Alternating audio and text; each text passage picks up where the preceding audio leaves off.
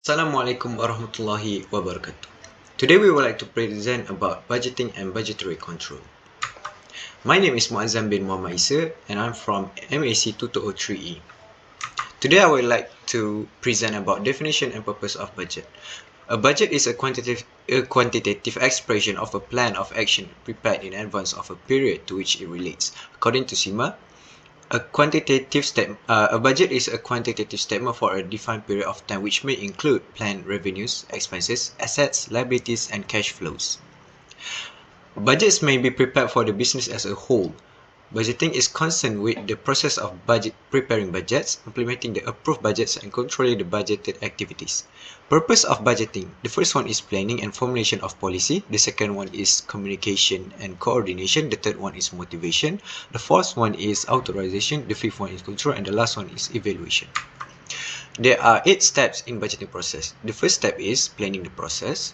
The next one is communication about the process. The third one is programmatic goal setting. The fourth one is information gathering. The next one is compilation and revision. Sixth one is committee review.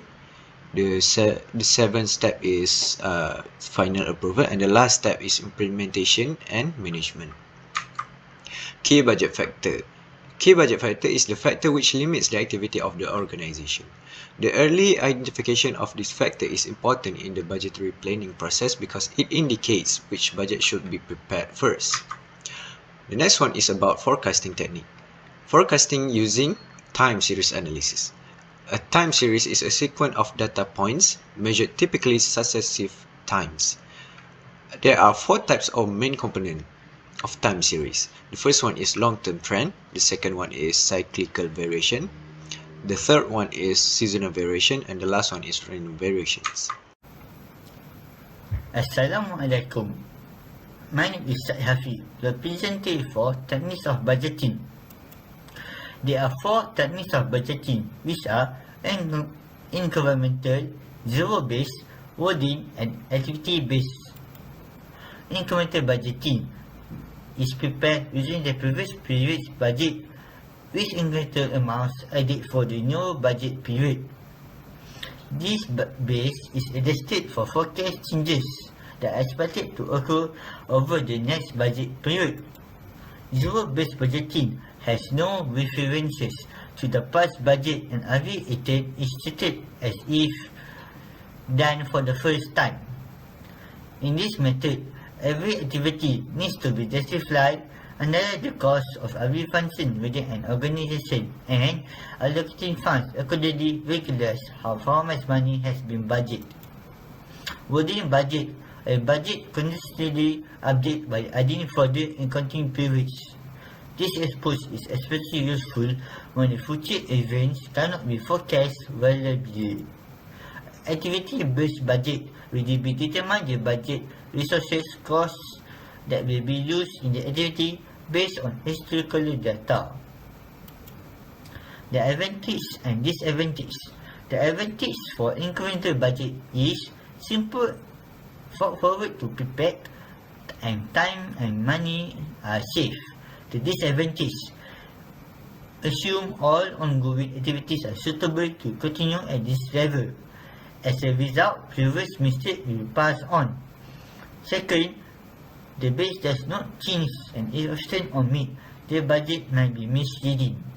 The advantage of zero-based are it focuses on management attention, and it should be lead more efficient resource allocation. The disadvantage, the management is required to learn new abilities, and is both expensive and time demanding. The advantage of wording budget are more realistic and practicable. The annual disturbance caused by the development of the annual budget has been eliminated. The disadvantage, a number of budgets must be generated during the day.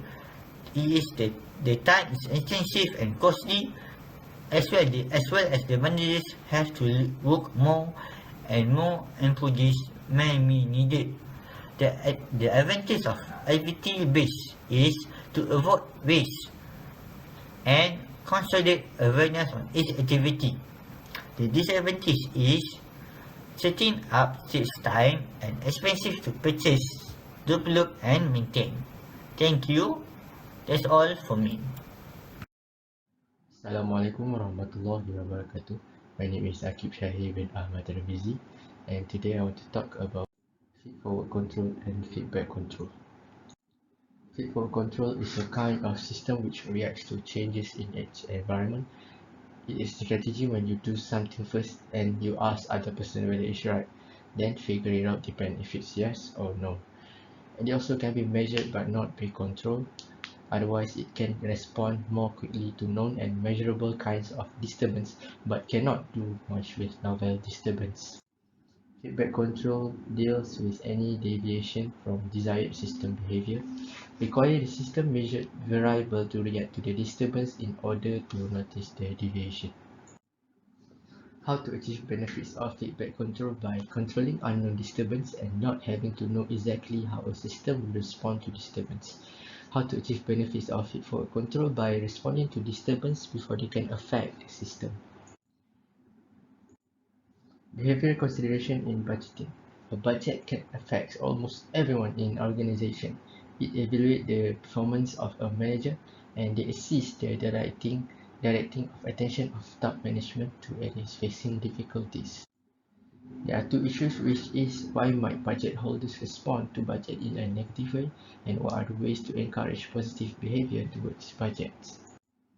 Problems with budget objective and targets. First one is short-term outlook. Managers are often assessed based on their success or failure of achieving budgets within 12-month period. Focus on financial targets. Looks at profits, cash flows, and return on investment. Individuals will strive to achieve this target. Dysfunctional behavior.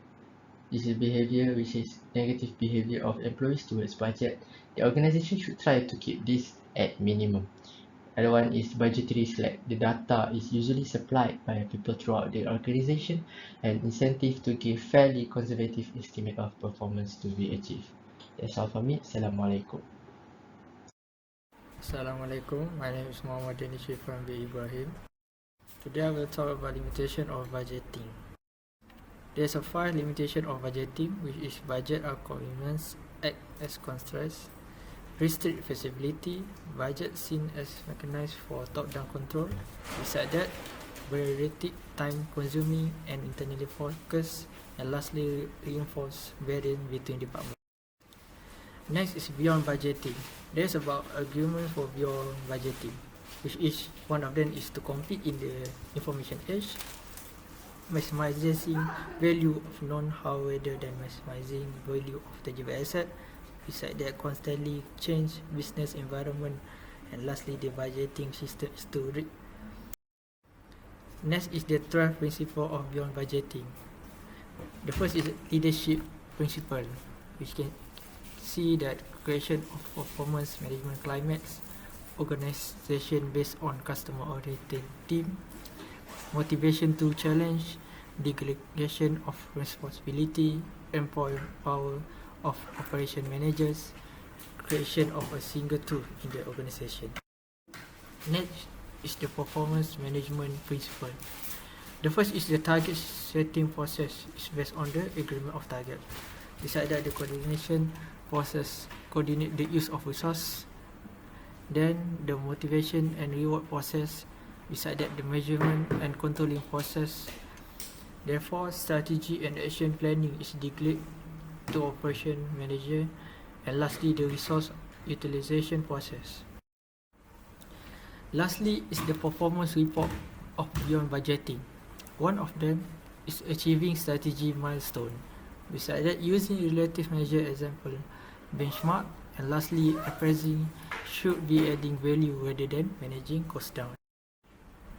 That's all for me. Thank you.